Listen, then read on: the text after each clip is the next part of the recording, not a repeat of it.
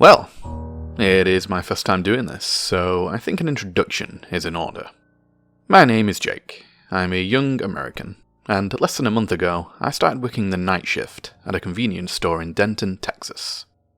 The job is to save money for college, since I wasn't fortunate enough to come from a wealthy family or succeed in school, either in sports or in academics. The routine, though monotonous, has its calm and tranquility. I organise the shelves, attend to sporadic customers, and, of course, take the opportunity to study between customers. The first point is that, yes, it does mess with your biological clock. I'm only just starting to get used to it in these last few days. My shift is from 10 PM to 6 AM. But on the other hand, the sleeping city creates a unique atmosphere during the wee hours.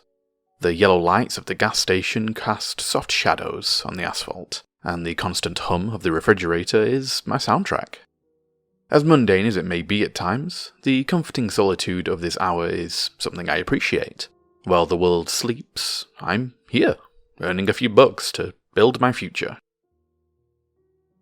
If that were the only thing, I wouldn't be writing here, but I need to report to someone who understands the events of last night. As always, I arrived for another night shift and was greeted by Ryan, my co-worker. A nice guy, but he seemed a bit tense. They say he got involved with drugs in high school and owed some people money. His shift ends before mine, so sometimes our schedules overlap when he does a little overtime. During one of the breaks, Ryan told me about a strange guy he had seen lurking around earlier. He said the guy seemed out of place, watching everything with a disturbing look, wearing sunglasses and a cap, like a movie disguise. He said the guy seemed to be keeping an eye on the gas station's activity. I thought it might be someone after Ryan, given his history, or in the worst case, I should be alert for possible robbery. Just to be safe, we decided to inform Mr. Gonzalez, our boss. He's an elderly Mexican man who is well respected in the town, and is said to be one of the oldest residents. He usually keeps a gun under the counter, in addition to the one he carries with him. The sheriff, who is apparently a close friend of Mr. Gonzalez, even came here with him to warn us that, if necessary, we could use that gun for safety, along with a hidden button that sends an alert to the boss's phone. After reporting the situation, he simply shrugged and said there was nothing to worry about. Everyone knew who was in the area, and if things got tough, just press the button, and he would come. He even swore to be on standby during that night. Hours later, Ryan left for home, leaving me alone and wishing me good luck. The store fell silent, only the distant sounds of the city echoing. Slowly, the fear left my body. I grabbed an energy drink and started reading a book. About an hour passed, around midnight, when I noticed a suspicious customer entering a black van. He refueled quickly while staring into the store, and then decided to come in. He wore a cap that covered half of his face, and his eyes seemed to examine every corner of the store. He looked like the guy Ryan described, so my tension increased.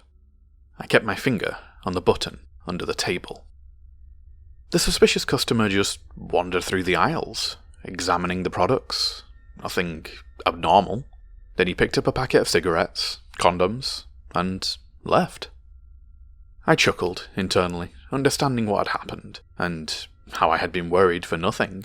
It was just a country guy, afraid of Puritan neighbours and becoming local gossip. That helped relieve my tension, but only for a moment.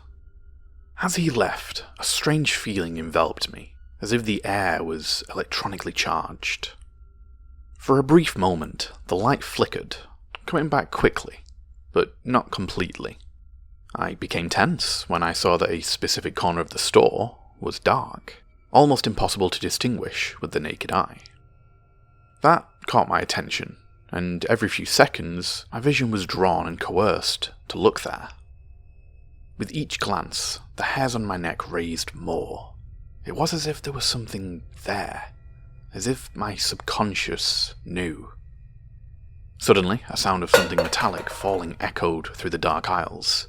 I jumped back, freezing in place. Ah, you're a clown, I thought. It's just a poorly placed can on the shelf. Don't let Ryan's paranoia get to you too. I took the first step to move to the aisle, when suddenly another noise began. This time, more constant. It was the can that had fallen, but this time it rolled toward me, hitting my foot. I looked at it as it stopped, and it was open. There was someone in the store. I looked into the darkness and could swear I saw something taking shape. A slender, feminine figure walking towards me. Was I crazy? I hoped so. But that thing started to approach, methodically and rhythmically. I didn't want to reach for the gun. I knew there was a chance I was in danger, so what I did was discreetly press the button under the table, and then ran to the warehouse at the back of the store. As I started running, I could hear her footsteps behind me, running too, very fast. She seemed to almost not touch the ground, and still got so close. I reached the door and slammed it behind me, milliseconds before feeling the impact of her weight being thrown against the metal structure. I turned the lock. This door was extremely heavy and resilient. I was sure that I could spend the rest of the night peacefully inside. Until I saw her blows making the door shake. I calmed down as the power of the attacks gradually subsided. A good amount of time had passed.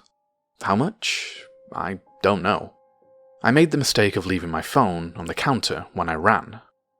I didn't want to risk going out before making sure it was safe, and the lack of windows in the warehouse left me unsure if it was already dawn.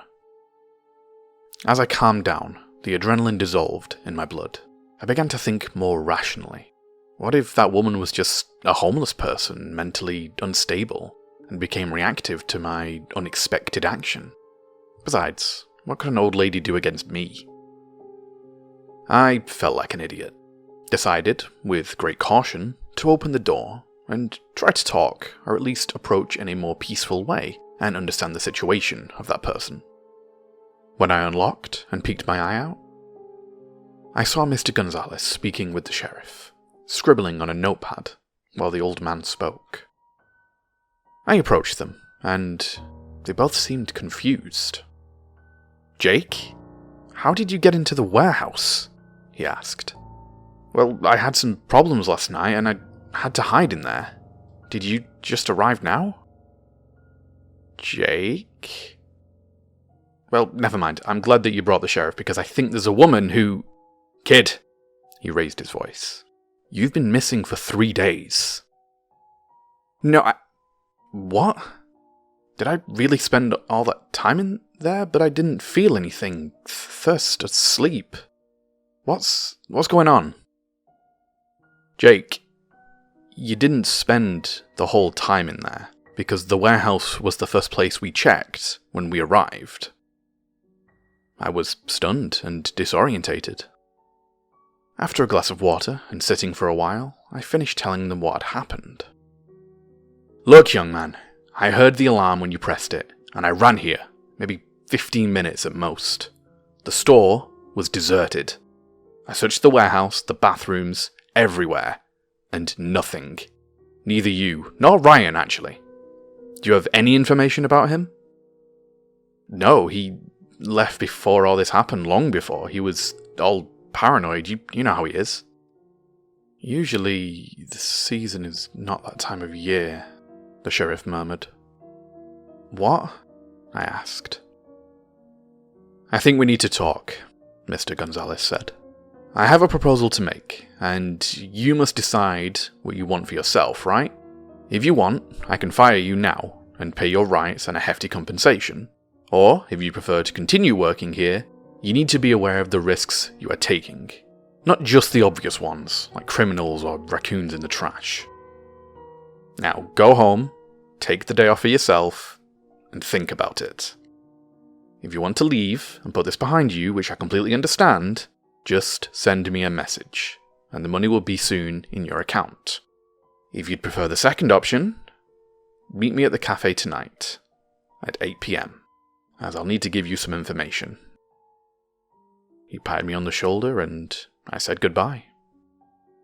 I ended up spending a good time responding to friends and family, modifying the story a bit, talking about a nighttime intruder, a physical confrontation, and how I ended up disorientated in the middle of the fight.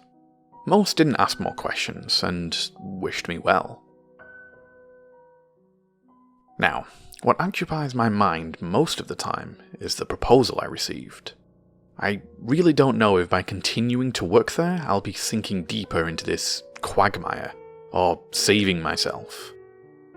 Saving myself from what, you might be wondering. Well, after a restless sleep on the couch, I woke up to a single knock on the door. I peeked through the peephole without seeing any trace of anyone, but when I opened the door and saw what was there, my stomach churned. A can. Just like the one from last night, open and almost empty, with some sticky remnants at the bottom. The disturbing part, however, was the strange label from a brand I've never heard of. On a vibrant yellow background, red letters announced, "Canned Ryan." I felt nauseous instantly, locking myself in the house and refused to even look out the window. I've been in front of the computer since then, writing this, and would like some advice. Should I accept the proposal to continue working the night shift?